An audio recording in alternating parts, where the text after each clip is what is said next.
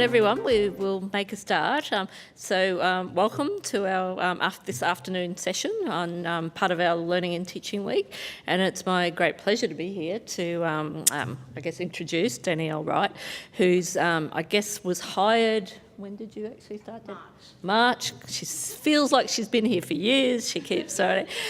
She was hired to actually help us get a better handle on what we could do with data and what we could actually learn. And it wasn't that we didn't already have a great eTVALS system, we didn't already have great people working in that for us, but to have somebody that had a strong quantitative background, who has a good sense of learning and teaching, to actually help us to sort of not only have the numbers, but actually get behind the numbers and work out what they mean. So hence this afternoon's session in terms of improving learning and teaching by looking at our eTVALS. Nobody better besides Danielle, and she's a little bit nervous, so everybody give her a big smile and a big clap to come up. So thanks, Danielle. Well, thank you very much for coming this afternoon. I'm just going to start by giving you just a quick overview, I guess, of our scores and where we're at as a university. So if you were here this morning, you would have heard Keitha mention that with the university rankings, we actually rank at top of Australia in our learning and teaching standards. So this chart just shows you in learner engagement, teaching quality and our learning resources. We're significantly rated higher than the Go8 and the rest of Australia. And then again for the good teaching scale, so this is the Australian Graduate Survey. So again, significantly higher than the other universities for the most current rankings. When it comes down to our actual bond scores, so this is our historical from the beginning of the rollout of our eTVALS, so back to 121. We've seen a steady increase. Overall, our educator evaluations, which is the yellow line, actually sit extremely high in relation to any evaluations for educator satisfaction. So we've consistently sat above 4.2 since we rolled out, which is outstanding out of a score of 5, a possible 5. And then our subjects sit that little bit lower around the 4 mark. Again, just to show you an idea of a distribution of our results. So we see the majority of our students are actually rating in that 4 to 5 mark, so either a 4 or a 5. And then there's just the few smaller ones, and then in comparison to 141 to 152, 142 to 152, we have seen an increase in that 4 to 5 distribution, so we are continuing to improve, which is great. Just to give you a bit of an overview, I guess, as far as using eTVALS to improve your learning and teaching, the biggest thing that we see as far as our discussions is you guys having a confidence in the eTVALS system, in the results, how we're generating it. So you're also an ambassador for the eTVALS, the value of the data that we're seeing out of them. So I just want to give you a quick rundown of where we're getting the information from, how the system works, just so you have that knowledge as well. So it all starts, so it's an automated system. So currently we send approximately 20,000 evaluations out each semester to the students. So it's not something I can manually administer. So we import the data, so all of the data goes through Student 1 up into iLearn, and so iLearn is the base of our eTVAL data system. So we pull all of the courses from the groups in iLearn, all of the students that are in your classes in iLearn, and then the lecturers, tutors and teaching assistants associated in iLearn. We then do a bit of a manual check to the timetable as well, because we know some things are updated ad hoc to the timetable that aren't reflected in iLearn, so we do double check it. And then from there, we started last semester sending out an email 1 week prior to release to just get educators to double check that they're getting a list of all of the subjects they're about to be evaluated for, and that they're correct. As far as the system, it's based on a hierarchy. So we import, all the faculties are imported, all of the different schools and departments within the faculties, and then down into the sub-schools. So it allows us to give administrator access within the faculty to groups of subjects so they can see all the results. And then each evaluation is set up as a project in the system. So anything that's run in an intensive mode, we set up as a separate project compared to our subjects that run over the whole semester, and they just run on different timetables.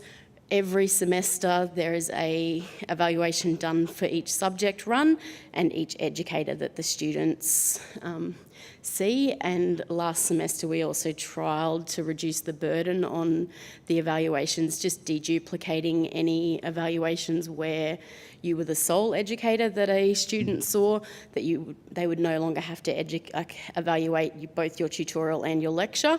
So they were only completing one for you as an educator overall.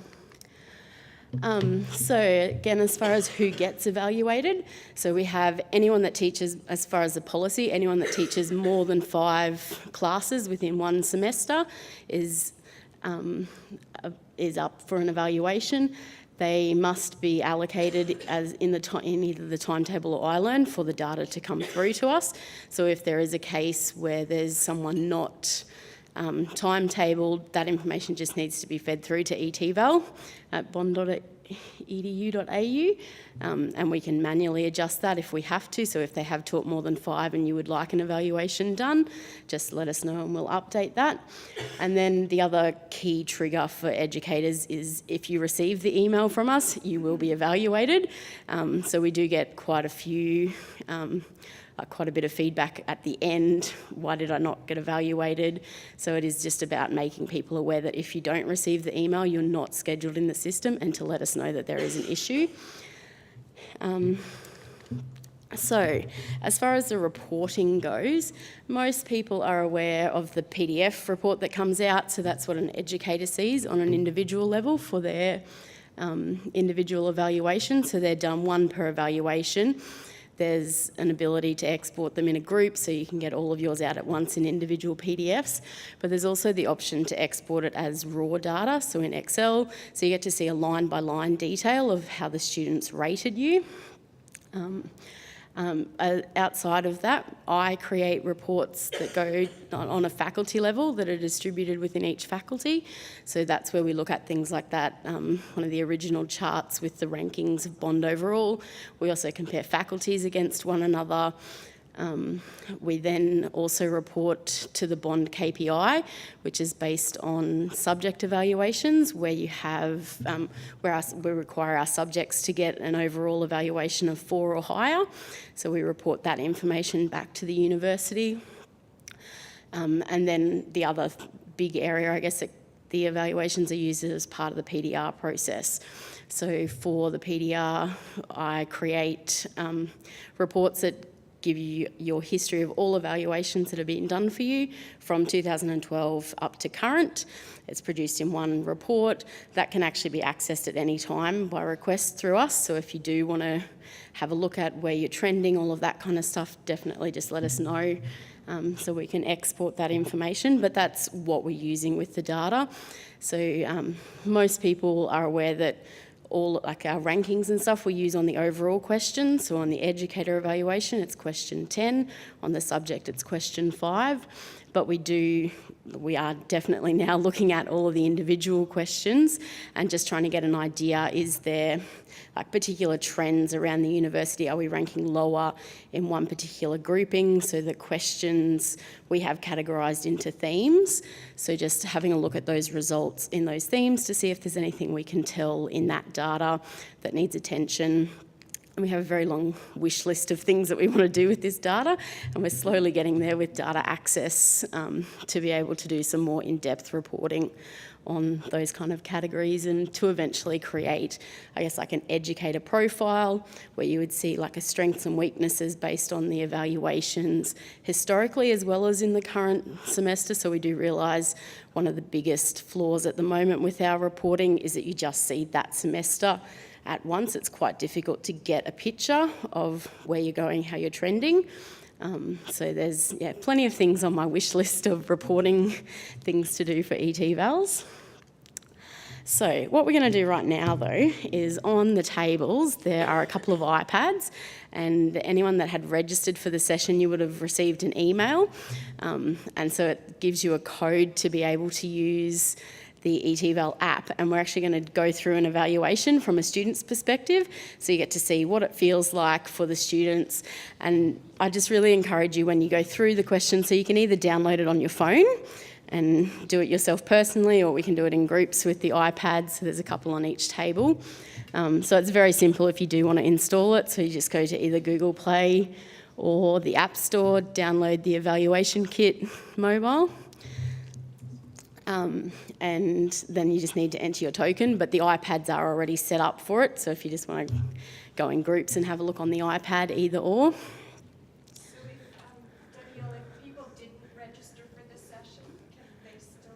Just do it on the iPads, so they're pre-set up with ones that are ready, so you'll get to see it. But yeah, I would definitely encourage you to think about how the students would be feeling answering these questions. Like, think about your classes and, like, yeah, I guess how they would go through answering these questions. How would they evaluate you based on these questions?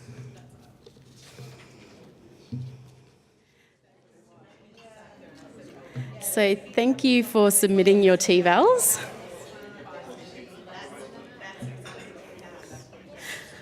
So just another thing I wanted to point out.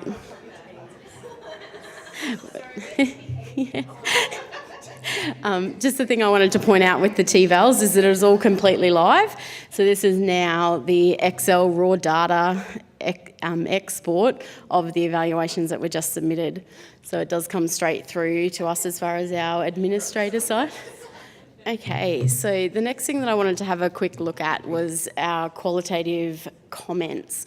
So over the last 2 semesters, we've seen a significant spike in qualitative comments being left by students on both the subject and the educator evaluation, sorry. So this coincided with the change in the questions. So in 151, there was just one overall qualitative question, and this was then split into 2 in 151. And so doing that has seen a significant spike in the comments, which has been great because it's giving us a lot more data to now look at, and it's now driving one of my new projects as far as qualitative text analysis and how we actually start looking at these comments on a university level to start with, and how we then start using that for the closing the feedback loop process for the eTVALS. So just on that, I just want to have a quick go through, I guess, some things as an individual educator, what you can do to have a look at these qualitative comments. And so we all know it's human nature to read some of these comments and have an immediate reaction to them. So whether positive or negative, whatever it is, it's our human nature to do that. And even in reading these that are not about myself, I have an emotional reaction to some of the comments I read through the data that I see as well.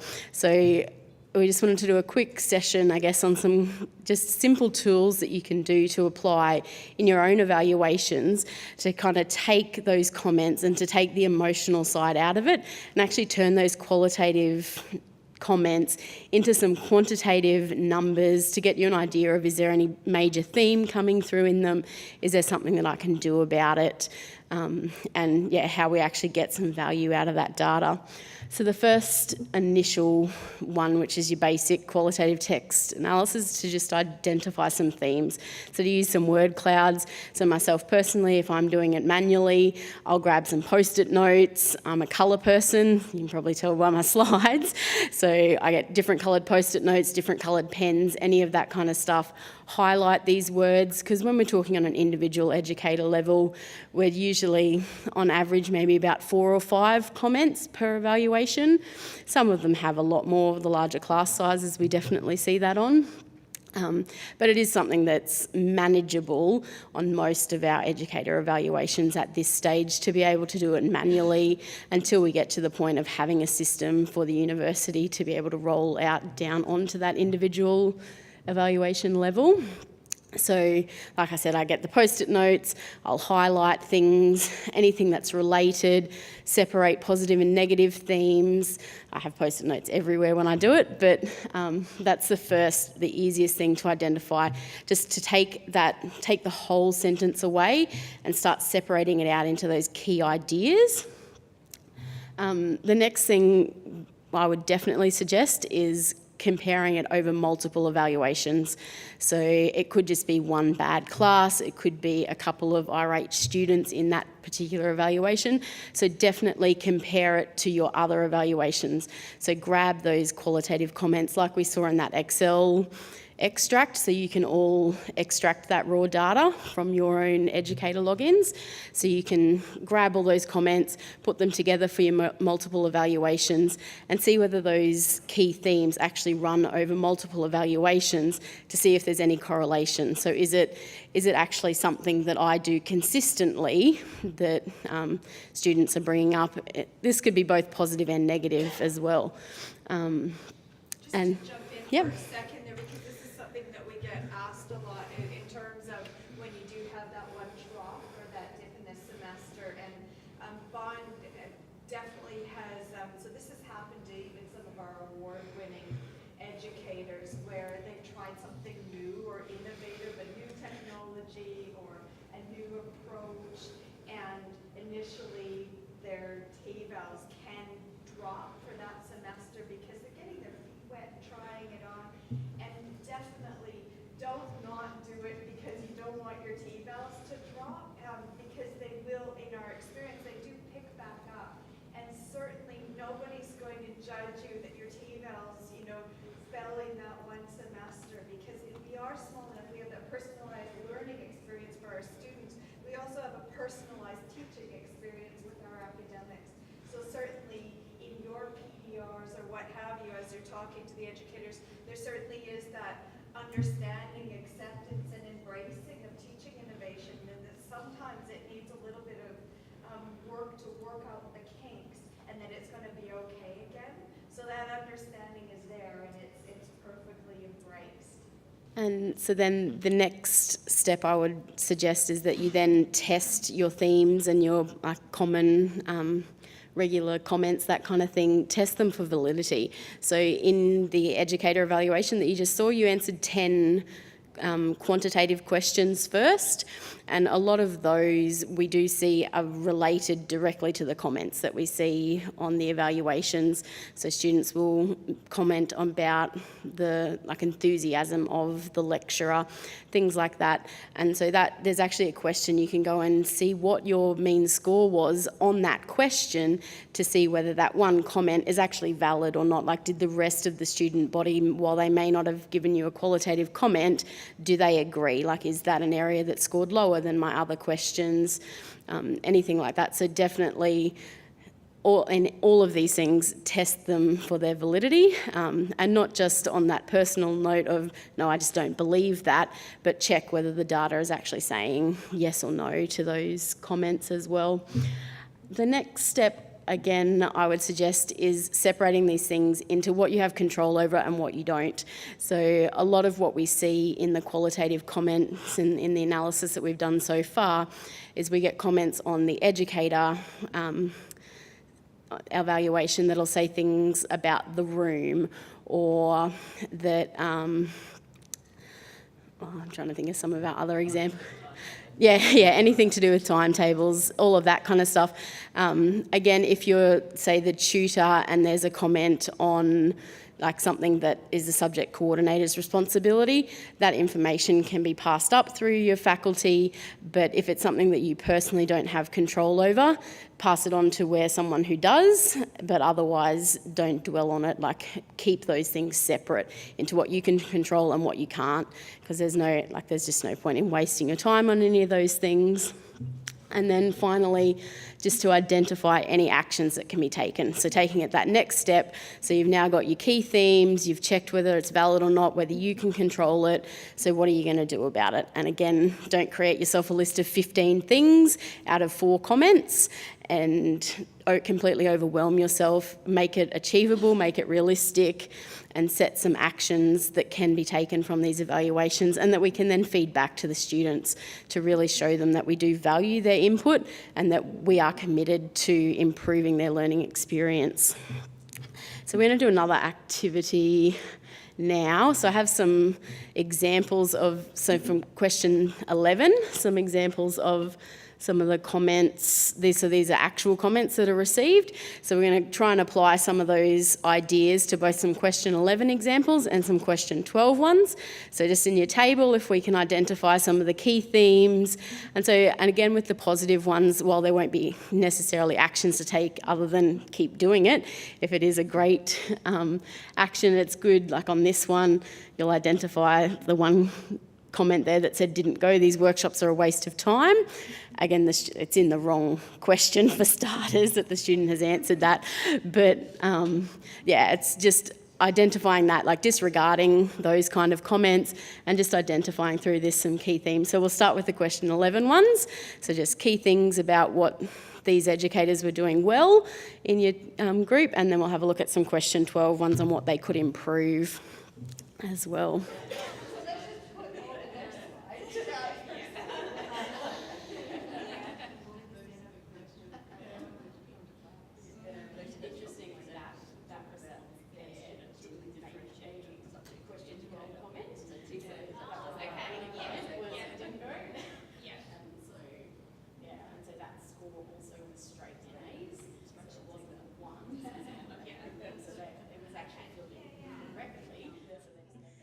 Okay, and so for now, the fun ones. So this is a different educator, so it's not the same person because you'll quite clearly identify the difference. But yeah, so these are some examples of question 12 responses.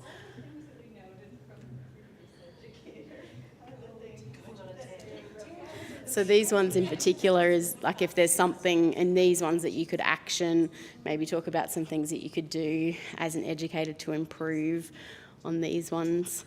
The one in particular on this one that's obviously of the most concern is the aggressive. So I don't believe that anybody would be happy hearing that they've been aggressive.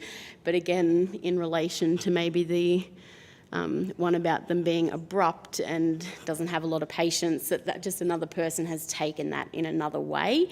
So again, looking at those comments, so rather than just completely disregarding it, I'm not an aggressive person, that someone else has just felt maybe you cutting them off has been aggressive. Something like that. So yeah, if we can have a couple of suggestions of action improvements on these comments.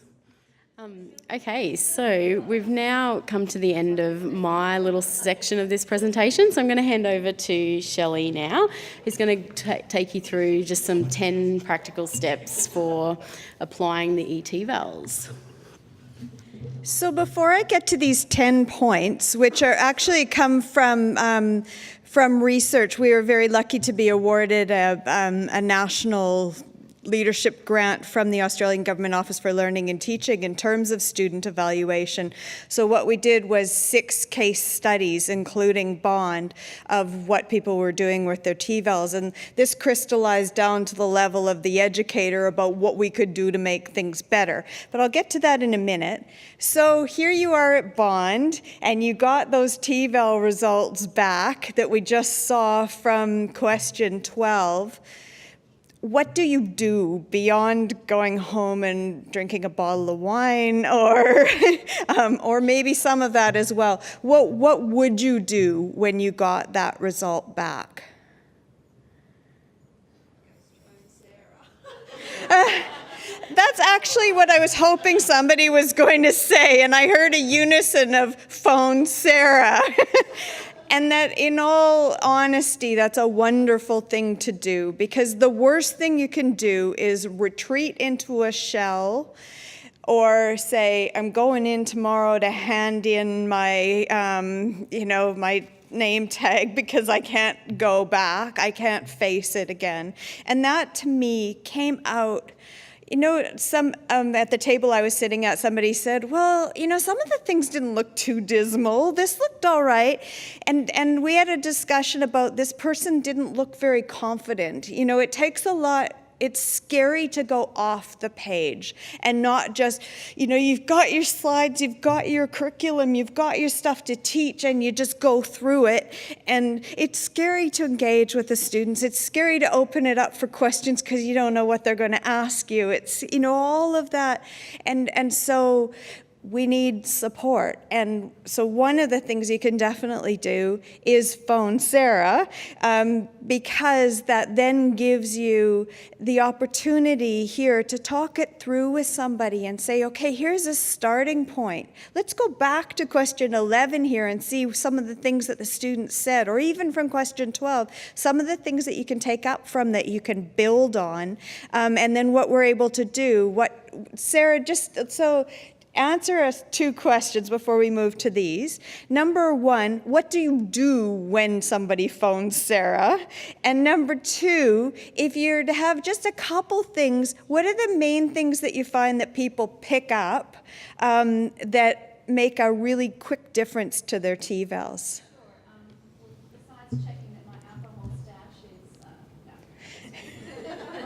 I do often get people saying, oh, I need to come and talk to you about my TVALs, which is great, that, as Shelley's saying, that they're coming. But I guess the key is that often having a different set of eyes and another lens to look at these with you and talk through the TVALs and go through each of them with you is the first point that I think it's that idea of, a problem or a challenge shared is immediately halved in that sense. So I would encourage you from that point of view, if nothing else, that this is part of what I do and I've been doing for quite some time. So it's nice to have someone with a teaching and learning lens. But I've also been an academic and been a lecturer and had the TVALs back myself, so I've got that perspective as well.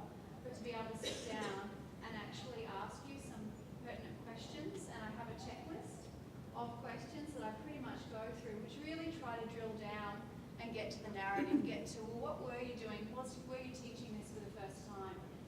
Were you the tutor but you didn't have much opportunity to communicate with the lecturer, you didn't have the luxury of going along to those, perhaps again for the first time? Did you try something new and innovation? Are we seeing a pattern or a recurrence in terms of themes from past TVALs, and then are there some particular issues that we can identify and pinpoint that we can move forward in terms of learning and teaching issues, and I can help you with an action through Office of Learning and Teaching. Normally I try to have those conversations in a really informal kind of manner over a coffee, or come into my office, we go through them, and then really the idea is to try and target no more than 2 or 3 key areas for us. And it's not necessarily about improvement, but it's just about what I call forward planning and action, so that you feel after going through that you've got somewhere to move forward with. Even if it's, wow, I've got some real strengths in these areas, but I'd love to build on those and work on those. So it's not always about the deficit. Sometimes it's about saying, well, hey, look, let's look at question 11 and draw something from that. Also drawing perhaps 1 key point from 12, and then having a combination of building and enhancing capacity in something that you're already doing really well as building up perhaps 1 or 2 key things that we feel could, be done to actually improve student learning and teaching. So that's really where we go, and then there's a whole host of things. I can come and sit in, observe your lessons, go through your curriculum plans, help you with assessment tasks, sheet design, all those sorts of things that can come into the package as well. But it's just nice to know that we are there, and my door's always open. So I'm always happy to go through things like that with you, and then try and work through an action plan forward. So Sarah just kind of shared her secrets. So there is more than one Sarah at Bond. In other words, you're all Sarahs too. And I think that, so when your colleagues come to you and encourage, particularly when people are new, or have that coffee conversation with our colleagues together too, and say, how'd you go? Talk about your own TVALs, to get them talking about their TVAL results too, and chat it through with people, so that we are, building a supportive culture. One more secret is that there's a big reason why Bond's, more than any other, there's lots of reasons, but one of the reasons why Bond's TVALs are so good is because not only do we have small class sizes, but we have small class pedagogy. Because I've been reading a bit of the literature to say, what are the factors, what are the independent variables, what are the factors that cause high eTVALS.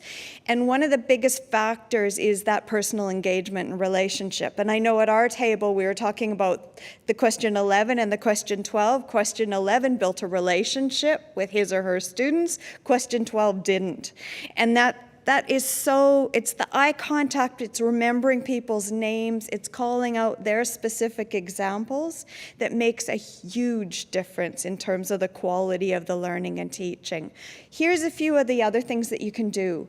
One, have conversations with your students about the eTVALS. So talk to them at the beginning of the year and say, you know, we have this system, so they're giving feedback. Here's some of the feedback I got last year, and this is what I'm going to make changes to what I'm going to do with you this term, this semester, because of the feedback I got from before. You've sent a really strong message to your students that you care about their feedback, you care about their learning, and you're going to accommodate what works. And then they're going to be more likely to give you quality feedback at the end because they know you read it, because you applied what the previous cohort told you. Number 2, teach your students how to write professional constructive comments. We complain about the people who write these terrible comments that don't tell us anything except really depress us. So teach your students, put up an excellent comment, the kind of thing that would help you grow. Not excellent in terms of glowing, but excellent in terms of it gives you something to go on. That I found it moved too quick, I had trouble keeping up. You know, that's a good comment because then you know what you need to do to improve. So actually talk to your students about how to write good comments and show them some examples of what are good comments. Do not rely on eTVALS as the only means of evaluation. Chat with your students. Get the feedback from them. We're happy actually to do evaluations too if you want something that comes beyond that, particularly if you're going to be applying for a citation for outstanding contribution to student learning or that kind of thing. We'd be thrilled to come in and do an observation and evaluations.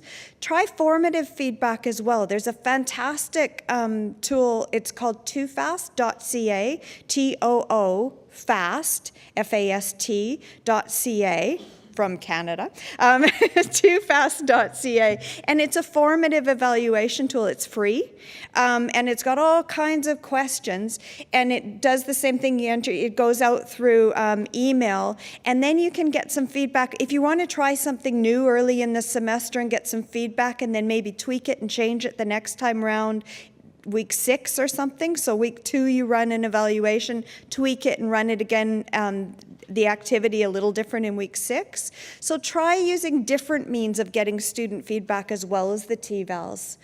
I'll also use formative evaluation as part of that. Embrace F-learning. I don't think we're all sick of hearing this, but anybody, what is F-learning besides one connotation, which better not put on tape? Does anybody know what Flearning is, or F-learning? Have you heard that before? No? Oh, I've been just spending too many times interviewing entrepreneurs. This is a big entrepreneurial term. It's failure learning. We need to be really kind to ourselves, and if we don't fail, we don't learn, right? So we need, until we get the feedback from students that we're doing something, it's like, oh, that's what's happening. Now I can learn from that because I can improve from that. So if you, even the comments about going off on tangents, oh, okay, well, I thought my stories were great and engaging and that people were getting it from that, but now I know I've got to stay focused and not do that. So that the failure, the constructive criticism gives us something to launch off of and truly learn. Treat yourself with kindness and fairness. One of the, when I'm a Sarah and I talk to people about their low eTVALS, I often give them an article called, what's it called that I often give out?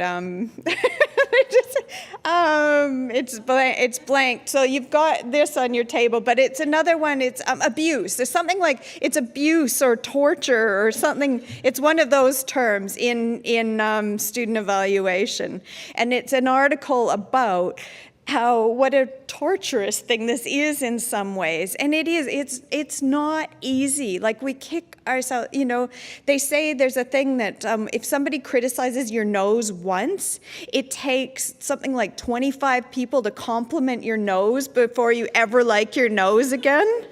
And this is it with these TVALs. You know that you're engaging instructor, but one person, because they're mad at you because they got a low score on that, wrote that you're boring, which comment goes through your mind and through your mind and through your mind? So we need to be really kind to ourselves and fair. So the things Danielle said about going back through and saying, is there validity to this comment? Does it fit with the big picture? Does it fit with my other semesters, or is there something going on here? Because not everybody's going to love us. But you know what we do? We go to people who do love us, because you need to get those hugs back, and you need to not isolate yourself and close in, but to go talk to your colleagues and say, I just got a shit TVAL and I'm upset about it, so that you can talk about it and share together, because it happens to all of us. Just like research, we all get rejected from those publications and have imposter syndrome. We need to share that with one another about people who are in the same boat as us, and we can share that together. Seek support, collegiality, supervision, and/or professional development. So these all overlap. Don't suffer in silence. Talk to other people. Seek professional development to grow. Seek support. Seek collegiality, or go see a Sarah, and go see a Sarah. Align the eTVAL feedback you receive with key teaching principles. So what do I believe in here? Which of those things, like Danielle said, don't give yourself a list of 15 things to start with to start improving, but say, what do I believe about teaching? What are the really most important things that I believe? And so which of the things am I going to put some effort into changing? And report back to the students who filled out the surveys. So one of the nice things so the students say to us, well, we don't know whether, that these actions are acted upon, etc. So one of the things is you can respond in the next semester and say the previous student said this, but we're also having ongoing conversations, and as the week progresses, and keep talking about, so tomorrow at 1:00, we're having the executive, it's called Afternoon Tea with Bond Senior Executives, Learn More About Bond Learning and Teaching Strategy. And I know one of the topics that's going to be talked about is eTVALS and their role in things. And we need to keep working together on how to transparently report that feedback back to the students about what actions we took from their feedback. So as we engage in these initiatives, come join us to make that happen. Which leads me, I keep preempting my next point each time. Participate in university-wide initiatives to report eTVAL actions and improvements back to students. So we will be calling on you to help us do this, because what the students say when we ask about, why are response rates lower, why aren't you answering your student evaluation, and this is worldwide, not just here at Bond, they say because it's a waste of time. Nobody ever does anything with the feedback anyway. And so we really need to show them that, yeah, we care about the feedback, and we do take action from it, and find ways to transparently report that back to students. So we have, you have documents on the table that go through those 10 points with lots more examples, so feel free to grab those. In your registration bags, make sure you got bags. If not, we've got lots more bags, and they have USBs on them, and they've got those articles on the USBs as well. So I think we have a few minutes left. Hopefully you don't have to run off, and we're happy to answer questions and have some discussion as well about where we want to go with TVALS.